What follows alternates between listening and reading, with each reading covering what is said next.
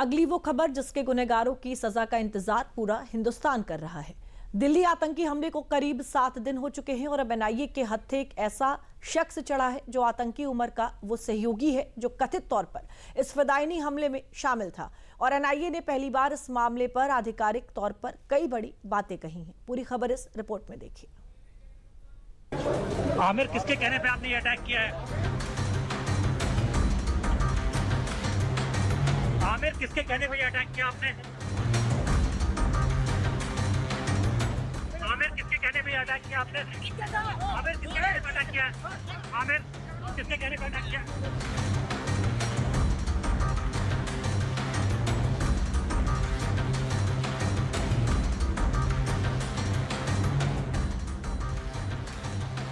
काले नकाब में दिख रहा दिल्ली आतंकी हमले का ये वो किरदार है जिसके नाम पर I-20 कार रजिस्टर्ड थी।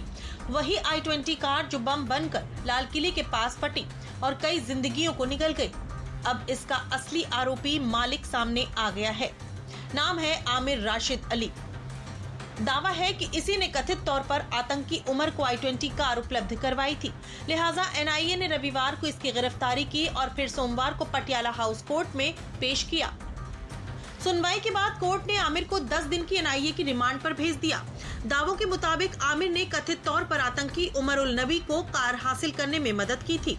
इसी कार में विस्फोटक लगाया गया था जो लाल किले के पास फट गया था। अब एनआईए आमिर से उन सवालों के जवाब खंगालेगी जो पिछले कुछ दिनों से हवा में तैर रहे हैं। दिल्ली आतंकी हमले में आरोपी आमिर अभी तक पहला ऐसा किरदार है जिसके संलिप्तता का खुलासा आधिकारिक तौर पर किया गया है। इसलिए जब आरोपी आमिर को अदालत में पेश किया तो सुरक्षा के कड़े इंतजाम पहले ही किए गए थे। मीडिया को मुखातिब तक नहीं होने दिया गया। एनआईए ने कहा फर्दर इन्वेस्टिगेशन के लिए आगे कौन कौन लोग शामिल हैं उसके इन्वेस्टिगेशन के लिए आमिर का रिमांड पे दिया जाना बहुत ज़रूरी है। मैंने आमिर से पूछा था कि आपका कोई रोल है इसमें, आपका क्या इसमें इन्वॉल्वमेंट है, तो आमिर ने सिर्फ इतना ही कहा मुझसे कि वो उस गाड़ी का रजिस्टर्ड ओनर है जो व्हीकल इस ब्लास्ट में यूज हुआ। मैम, कोई प्रायश्चित भी शिकन भी नहीं थी फेस पर, कोई ग्लानी नहीं थी, कोई पश्चाताप की भावना मुझे उसके चेहरे पे नजर नहीं आई। आधिकारिक तौर पर एनआईए ने पहली बार दिल्ली आतंकी को लेकर कई अहम खुलासे किए हैं। एनआईए की जांच में पता चला है कि आमिर ने ही आतंकी उमर के साथ मिलकर इस धमाके की प्लानिंग की थी और लाल किले पर हुआ ब्लास्ट कोई पैनिक ब्लास्ट नहीं था बल्कि प्लान्ड आत्मघाती हमला था। इस आत्मघाती हमले की प्लानिंग में आरोपी आमिर भी शामिल था। धमाके में इस्तेमाल की गई कार को खरीदने के लिए आरोपी आमिर कुछ महीने पहले ही दिल्ली आया था। दिल्ली से कार खरीदने के बाद ही उस कार में बम को सेट किया गया। दावा है कि आमिर ने इस पूरी साजिश को कथित आत्मघाती हमलावर उमर के साथ मिलकर अंजाम दिया।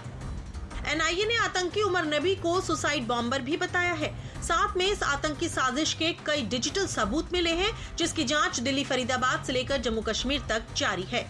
अब तक 70 से ज्यादा गवाहों और घायलों के बयान दर्ज कराए जा चुके हैं। वहीं अब तक 2000 से ज्यादा लोगों से पूछताछ की जा चुकी है। कई तकनीकी और डिजिटल सबूत भी मिले हैं जिनका विश्लेषण किया जा रहा है। जांच टीम अब बड़ी नेटवर्क को पकड़ने की, फंडिंग के सोर्स का पता लगाने और मास्टरमाइंड की पहचान करने पर फोकस कर रही है। वहीं जारी इस जांच के बीच दिल्ली धमाके को लेकर एक और बड़े खुलासा हुआ है। दावा किया जा रहा है कि जिस कार में ब्लास्ट हुआ उससे एक जूता भी जांच के समय बरामद किया गया और दावा है कि दिल्ली धमाके में ये नया एंगल ला सकता है। दावा है कि कार से बरामद एक जूते में अमोनियम नाइट्रेट और टीएटीपी के ट्रेस मिले हैं। टीएटीपी एक बेहद खतरनाक और हल्का विस्फोटक माना जाता है जिसे आतंकी अक्सर इस्तेमाल करते हैं। इसी वजह से शू बॉम्बर की आशंका जताई जा रही है। दावों के अनुसार आतंकी उमर मोहम्मद का एक पैर स्टीयरिंग व्हील से चिपका मिला था, उसी से डीएनए भी मिला है। हालांकि अभी तक आधिकारिक तौर पर इसकी पुष्टि नहीं की गई है कि जूते में टीएटीपी या किसी शू बम के सुराग मिले। अब अगर इन दावों में हकीकत हुई तो जैश-ए मोहम्मद का आतंकी उमर मोहम्मद एक शू बॉम्बर हो सकता है। यानी इस बार भारत में नए तरीके से आतंकी हमले को अंजाम दिया गया है, क्योंकि भारत में आतंकवादी हमले तो हुए हैं लेकिन जूते में विस्फोटक छिपाकर किसी जगह को उड़ाने की कोशिश का कोई मामला दर्ज नहीं है। अब जरा टीएटीपी के बारे में आप समझिए, ये इतना खतरनाक क्यों है? टीएटीपी दुनिया के सबसे खतरनाक और बेहद अस्थिर विस्फोटकों में से एक माना जाता है। आतंकी इसे इसलिए इस्तेमाल करते हैं क्योंकि इसे एसीटोन हाइड्रोजन पेरोक्साइड और एसिड जैसे आसान और घरेलू केमिकल से बनाया जा सकता है।